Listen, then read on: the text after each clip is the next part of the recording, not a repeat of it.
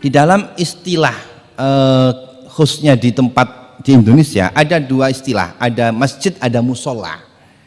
Yang dua-duanya sebenarnya sama fungsinya. Masjid itu tempat sholat, musola juga tempat sholat. Masjid itu dari kata sajadah, ya tentu dari sajadah isim zaman makannya masjidun, tempat di mana di situ dilakukan sujud. Musola juga begitu, isim zaman makan, tempat dilakukan sholat. Maka masjid dan musola sebenarnya sama-sama tempat yang disediakan untuk sholat, dan siapapun bisa untuk melaksanakan di tempat itu. Tetapi perbedaannya, kalau masjid itu pasti wakaf, kalau musola belum tentu wakaf. Itu perbedaan umumnya. Sama-sama tempat yang digunakan sholat, tetapi ada beberapa perbedaan. Rinciannya ini, perbedaannya yang pertama, kalau masjid itu pasti wakaf, kalau musola belum tentu wakaf. Oleh karenanya tidak ada ceritanya masjid itu milik pribadi, tidak ada. Kalau memang ada masjid digandengkan dengan nama seseorang, itu biasanya untuk mengenang orang yang berjasa dalam membangun masjid itu. Tapi tidak ada, oh ini masjid miliknya Pak Zaid, tidak ada. Karena kalau tidak diwakafkan maka bukan disebut sebagai masjid. Berbeda dengan musola. Nah, kalau musola itu pokoknya tempat itu disediakan untuk sholat, baik itu diwakafkan atau tidak disebut musola. Maka istilah musola ini kalau dalam kalau di daerah Timur Tengah sana biasa ada dua, ada musholal id, ada musholal janazah. Jadi di sana itu tempat untuk pelaksanaan sholat id itu terkadang tidak dilakukan di masjid, ada tempat sendiri, mushol id namanya. Terkadang diwakafkan, itu namanya musola tapi bukan masjid. Atau tempat janazah, karena menurut mazhab Maliki sholat janazah kan tidak boleh di masjid. Indah Syafi'i sunat di masjid, tapi Maliki kan tidak kan. Nah di sana itu di Timur Tengah itu ada tempat yang khusus untuk pelaksanaan sholat janazah, namanya musholal janazah. Berarti itu bukan masjid tapi tempat yang diwakafkan untuk sholat. Tapi bisa juga tidak diwakafkan. Kalau di sini misalnya saya bangun di depan rumah saya bangun musola. Kalau orang Jawa nyebut apa, langgar. Oh ya, langgar. Bangun langgar di depan. Saya bangun itu tidak saya ucapkan syahud wakaf. Ya pokoknya saya bangun dan saya tidak melarang, siapapun yang menggunakan untuk sholat tidak saya larang. Maka bangunan itu disebut dengan musola atau langgar dalam bahasa Jawanya. Kalau diwakafkan biasanya ditambahi dengan langgar wakaf biasanya. Jadi masjid pasti wakaf, musola belum tentu wakaf. Ada kalanya wakaf, ada kalanya tidak wakaf. Di dalam menentukan apakah ini musola atau masjid, yang paling menentukan adalah syahudnya.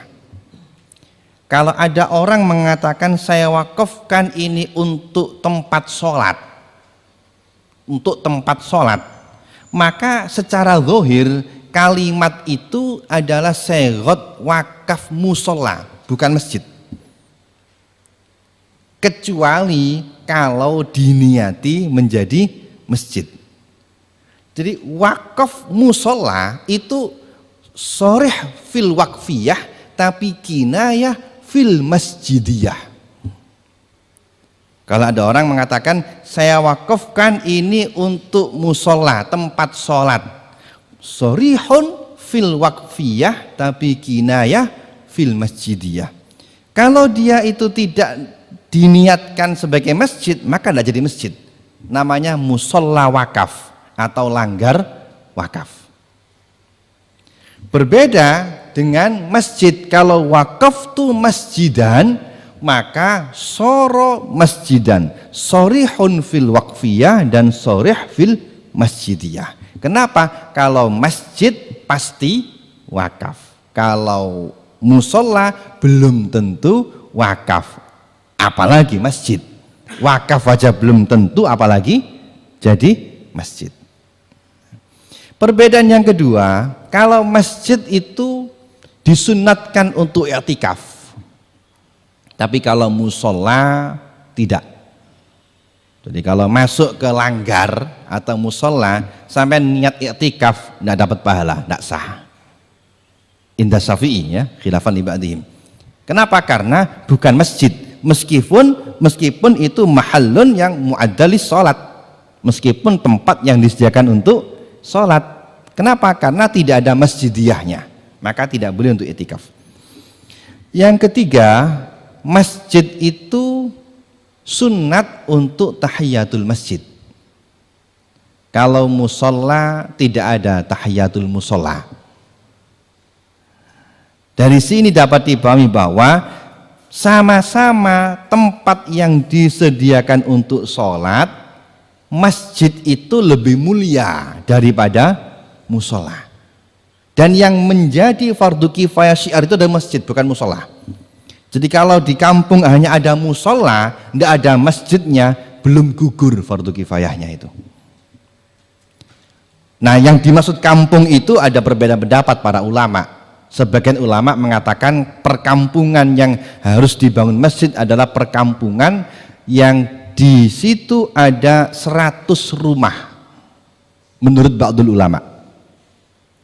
Kenapa? Karena ini berdasarkan dengan hadis amarna Rasulullah bibina il masajid fid dur. Kalimat ad-dur itu secara lughat apa? Sebagian ulama mengatakan ad-dur itu adalah perkampungan yang di situ ada 100 rumah. Inda ba'dihim. Tapi ada yang mengatakan tidak harus 100. Nah, maka kalau di situ kampungnya kecil, tidak ada 100 rumah, menurut ba'dul ulama belum wajib. Tapi wakilah ada mengatakan secara mutlak hukumnya mustahab, tidak wajib. Yang pasti bangun masjid di kampung itu tidak ada batasnya. Jadi kalau ada orang yang mau bangun, saya sering ditanya, Ustadz bagaimana kalau saya bangun masjid di kampung padahal sudah ada masjid yang lain? Saya jawab, kalau bangun masjid satu kampung 100 masjid tidak apa-apa. Sak kampung 1000 masjid, masjidil 100, rumahnya cuma 5, tidak apa-apa.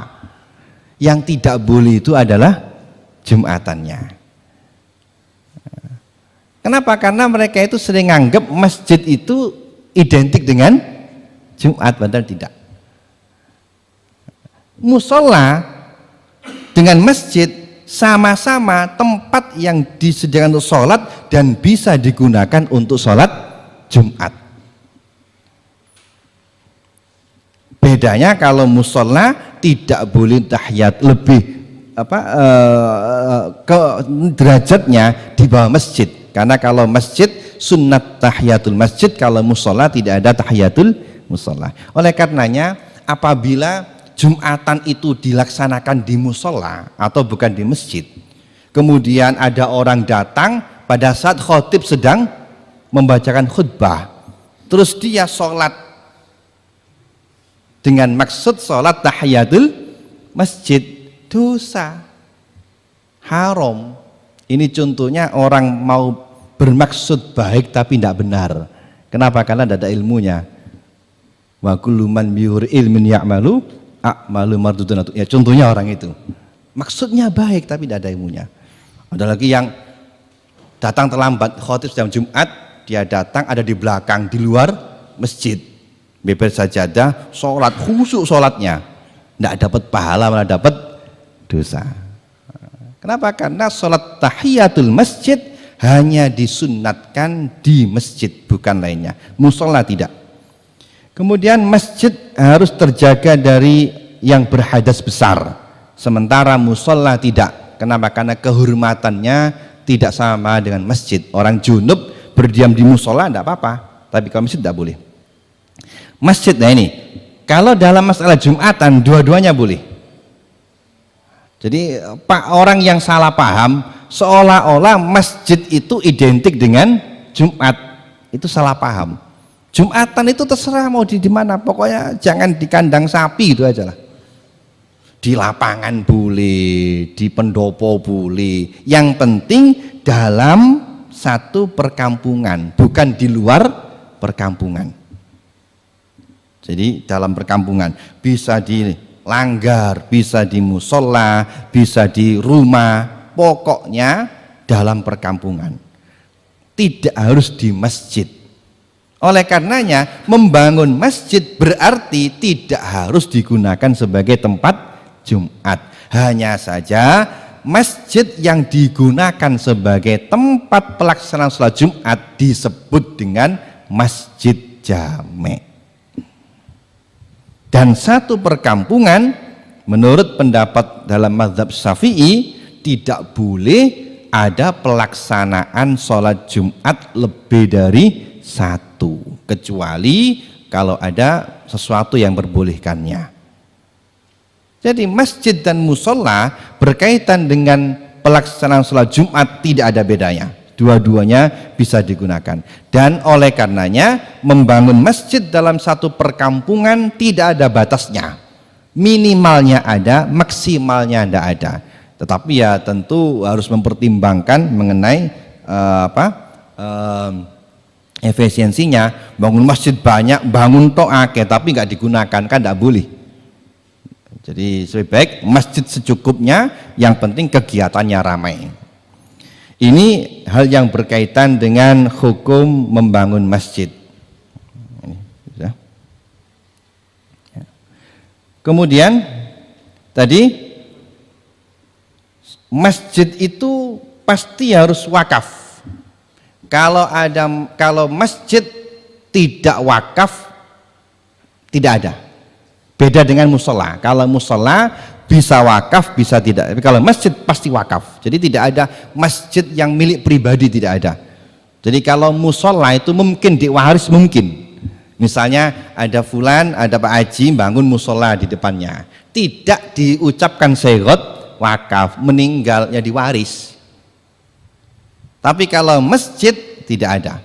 Dan masjid ketika sudah diwakafkan maka sudah terlepas ikatannya dengan wakifnya, sehingga wakif tidak boleh untuk intervensi lagi karena sudah bukan miliknya. Jadi bukan berarti kalau mentang-mentang dia wakif kemudian dia dapat seenaknya intervensi, tidak. Kenapa? Karena wakaf itu adalah melepaskan kepemilikan. Oleh karenanya membahas mengenai masjid itu pasti berkaitan dengan wakaf. Di dalam semua kitab fikih ketika membahas wakaf pasti menyinggung tentang masjid. Kenapa? Karena masjid pasti wakaf. Beda dengan lainnya. Beda dengan madrasah, beda dengan pondok, beda dengan musola. Maka kita harus tahu apa itu wakaf.